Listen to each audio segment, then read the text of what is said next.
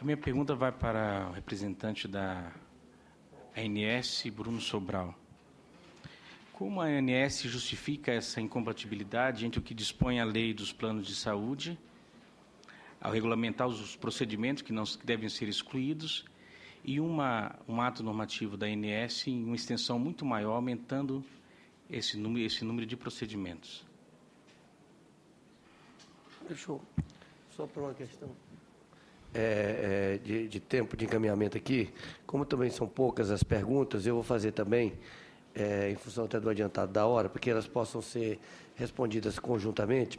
Registro a presença entre nós do senador Jorge Viana, e quero registrar também que recebi aqui um relatório do Conselho Federal de Medicina a respeito da situação dos planos de saúde no Brasil, que coloca à disposição das senhoras e dos senhores senadores que tiverem interesse nesse tema. Vai ficar aqui na Secretaria da Comissão, aqueles que tiverem interesse, estará à disposição de todos. Eu tenho 3 perguntas também muito rápidas, dirigidas também ao representante da Agência Nacional de Saúde, Dr. Bruno Sobral. Como a Agência Nacional de Saúde pretende acompanhar e avaliar... Bom, primeiro é importante registrar para o telespectador que está nos ouvindo que a Agência Nacional de Saúde suspendeu recentemente a venda de 301 planos de saúde, sob a alegação de que os prazos para a realização de consultas, internações, exames e procedimentos estabelecidos pela agência na Resolução Normativa número 259, de 17 de junho de 2011, não estavam sendo cumpridos. Pergunto, como a Agência Nacional de Saúde pretende acompanhar e avaliar a efetividade da medida adotada em relação ao cumprimento, por parte dos planos de saúde, dos prazos estabelecidos? O que a Agência Nacional de Saúde pode fazer para prevenir esse tipo de ocorrência? Há outras medidas punitivas passíveis de serem adotadas antes de chegar à suspensão da comercialização dos planos de saúde? Que medidas podem ser tomadas para evitar que os problemas que motivaram a decisão de suspensão da venda de planos de saúde continuem a ocorrer? E, finalmente, aproveitando a intervenção da representante do IDEC, a senhora Joana, o que a Agência Nacional de Saúde está fazendo para coibir essa decisão das operadoras de não aceitarem determinados procedimentos que são claramente previstos em lei? Senador Jorge Viana, se quer fazer algum questionamento. Com a palavra, o senhor Bruno Sobral de Carvalho. Excelentíssimo senador João Costa, respondendo à tua questão, a ANS não entende que é contra a lei ao colocar o rol de procedimento. Acho que o rol ele disciplina a quantidade de procedimentos, de itens que tem que estar lá. O rol ele é revisto a cada 2 anos e nesse ano passou, nós incluímos mais de 50 procedimentos novos. Os procedimentos mudam, os procedimentos, alguns se tornam obsoletos, outros novos são incorporados. Esse é um processo natural da medicina de inclusão de novos procedimentos. O que te garante é que todas as doenças cobertas pela Classificação Internacional de Doenças têm procedimentos que a tratem. É óbvio que existem procedimentos diferentes de outros procedimentos. Então, muitas vezes, você tem, para um mesmo tipo de doença, tem vários procedimentos, alguns são mais utilizados, são mais comuns de serem utilizados, são esses que a gente coloca. A gente tem a intenção de dar de maior cobertura possível sempre, a gente, com relação àquilo que não é cumprido pelas operadoras, e foi colocado aqui, as operadoras que não cumprem com procedimentos que são colocados, elas são fiscalizadas, elas são multadas. Todos aqueles procedimentos que foram colocados ali e que foram identificados pela agência como negativas de cobertura, a primeira agência faz a notificação e faz com que a operadora resolva o problema do paciente, ou seja, cubra aquele procedimento. Quando a operadora não faz isso, é aberto um processo sancionador e essa operadora é multada, e nós temos um conjunto representativo de multa a operadoras por conta de negativa de cobertura. Então, a intenção da agência é sempre estar atualizando esse rol, e essa atualização é feita em discussão com a sociedade. Nós trazemos os consumidores, nós trazemos as sociedades de medicina para que nos dê assessoria com relação a que procedimentos deveriam entrar, e a gente discute isso com a sociedade. E que vamos continuar, e dentro da nossa capacidade, a gente está em tratativas com o Ministério do Planejamento, com o governo, para aumentar a nossa capacidade de fiscalização, que é um problema da agência, a gente reconhece isso. Hoje, só para o senhor ter uma ideia, nós temos aí, como foi colocado, mais de 1.000 operadoras de plano de saúde, nós temos 60 milhões de beneficiários espalhados pelo Brasil todo, e nós temos menos de 100 fiscais para fiscalizar toda essa rede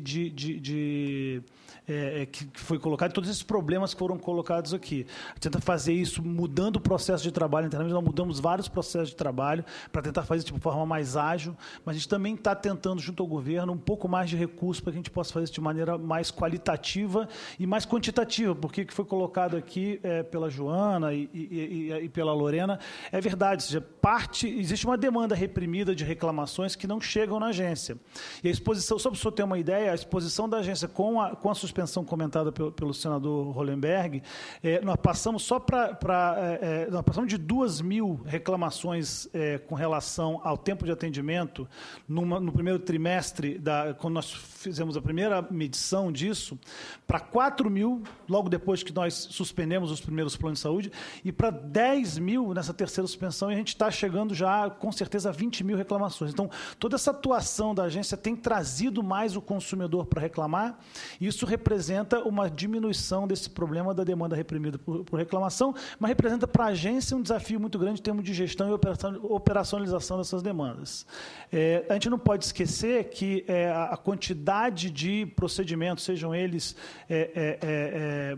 mais caros ou mais complexos, ele está relacionado também com o preço do plano de saúde. Já só para fazer um comentário rápido sobre a questão dos preços de planos coletivos, a ANS está editando agora uma nova normatização para que os planos coletivos pequenos, né, que foi colocado aqui como um problema, ou seja, quando você tem um plano coletivo pequeno e você tem uma UTI ali dentro, alguém precisa de uma UTI, isso encarece demais aquilo e a operadora tinha capacidade de reajustar aquele plano unicamente.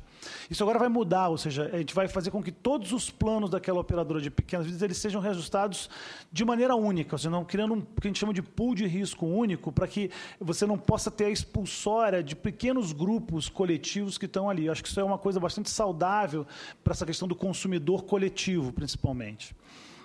Com relação às suspensões, a pergunta do senador Rodrigo Hollenberg, com relação às suspensões que foram feitas, as suspensões são só uma medida administrativa inicial. Tá? Além da suspensão, a gente tem também as multas que são aplicadas para quando há o tempo de atendimento não está adequado. A partir da suspensão, a operadora que continuar tendo condutas de não atendimento da resolução, ela pode entrar num regime que a gente chama de direção técnica. A agência coloca uma pessoa da agência, né, contratada pela agência, contratada, na verdade, pelo próprio plano de saúde, dentro do plano de saúde, para acompanhar as questões assistenciais desse plano de saúde, acompanhar como é que está a evolução da melhoria dessa questão assistencial. Você está contratando mais médicos, você está contratando mais hospital, você está melhorando o relacionamento com seus prestadores e acompanha essa operadora durante um tempo internamente, se essa suspensão não for suficiente. Em não sendo suficiente esse acompanhamento, notar que essa operadora não consegue se recuperar do ponto de vista essencial, essa operadora será tirada do mercado. A gente prefere ter menos operadoras no mercado, mas que, de fato, atendam à regulação e atendam ao consumidor, do que ter operadoras que não atendem. Eu não sei se eu cheguei a responder tudo, mas então a gente tem, além da suspensão, nós temos uma direção técnica e nós temos uma suspensão definitiva da operadora, além das multas que são colocadas. Esse monitoramento tem sido feito trimestralmente, nós vamos ter um novo monitoramento agora em dezembro que pode suspender novas operadoras. Então, isso é contínuo, é um trabalho contínuo a partir de agora da agência, em que a cada 3 meses nós vamos avaliar as reclamações do ponto de vista de tempo de atendimento e vamos suspender as operadoras que não tiverem acordo com a regulação. Bom, muito obrigado. Eu quero agradecer. Senhor presidente, o senador João Costa. Apenas mais uma pergunta. Pois não? Reconheço o adiantado da hora, reconheço que todos estão próximos do almoço, mas uma última pergunta, por favor. Nós temos o Estatuto do Idoso, que completa agora 9 anos, que é um estatuto de proteção ao idoso, e temos um descompasso imenso entre que um homem, uma pessoa de 59 anos paga e uma pessoa que é acima de 60 anos paga. Temos um limite de 6 vezes mais, ou seja, até 6 vezes mais. Alguns países 12, mas o Brasil fixou em 6 vezes. E a pergunta que eu faço é que naqueles casos em que a operadora está extrapolando o limite de 6 vezes mais. Por exemplo, eu recebi um e-mail de José Wagner de Souza, de São Bernardo do Campo, São Paulo, onde ele disse que pagava R$ 400 no seu plano de saúde. Após 60 anos, aos 65 anos, ele passou a pagar agora, já pagava depois de 60, 3.300, ou seja, muito mais do que 6 vezes. 2 são as perguntas. Primeiro, o que a ANS tem feito para coibir esse exagero quando extrapola o limite fixado em lei? Ela tem algum instrumento de controle? Ou tem que ter a denúncia? Ou ela tem alguma forma de monitoramento desse extrapolamento? E, em um segundo momento, o que nós podemos fazer para diminuir essa distância entre aquele que nós consideramos mais jovem, aquele que consideramos mais velho, e também convivendo com a própria dificuldade biológica que exige esse aumento. Mas o que fazer? Quais as opções que o senhor teria, como representante da ANS, para diminuir a distância desses 2 valores? E essa parte final, se algum outro palestrante quiser falar, algum outro convidado, eu também aceitaria a sugestão.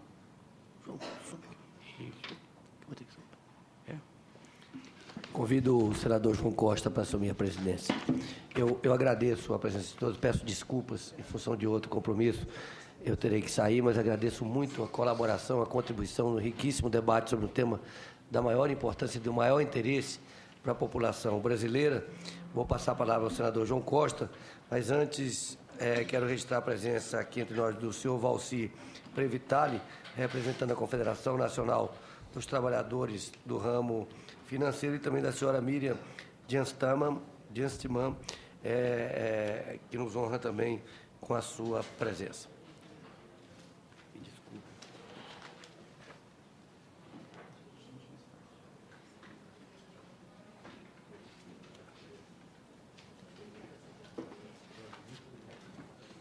Passo a palavra ao representante da Bruno Sobral, para que responda a pergunta. Senador João Costa, agora presidente da mesa. Com relação à questão do reajuste dos idosos, de fato, nós temos hoje uma relação de 6 vezes. Nessa relação, ela é entre o plano mais barato e o plano mais caro.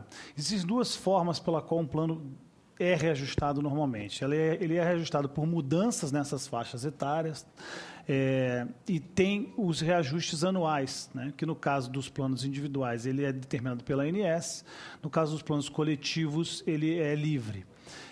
E isso, o problema aí eu gostaria de pegar a denúncia específica que o senhor colocou para a gente ver em que caso se enquadra essa denúncia.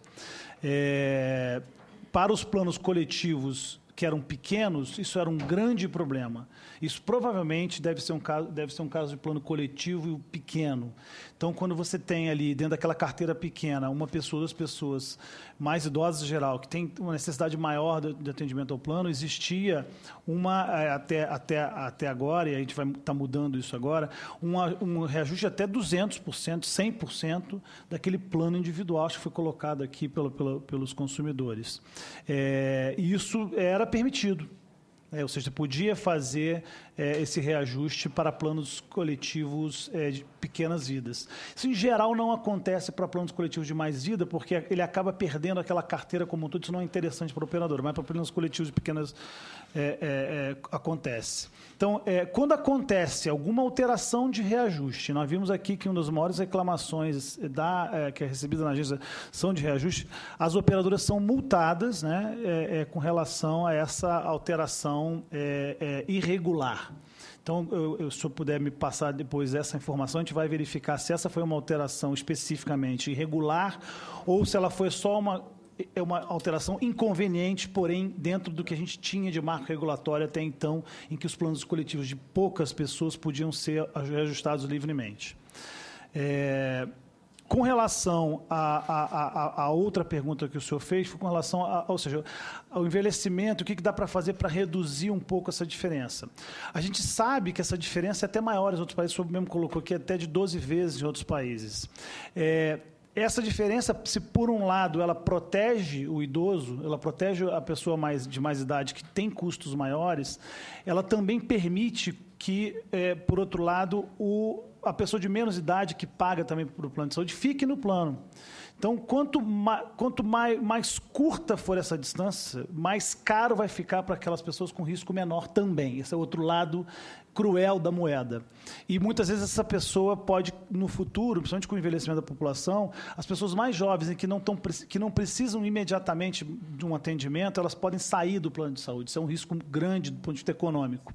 E com isso, o que aconteceria? Se você sai o risco menos agravado e fica só o risco mais agravado, essa carteira tem uma tendência a incrementar mais uma vez o seu reajuste, ficar um pouco mais cara, e aí você tem uma nova rodada de saída de risco melhor e assim por diante. Então, tem um risco econômico envolvido. Isso é descrito pela economia econômica, pela teoria econômica de maneira muito clara.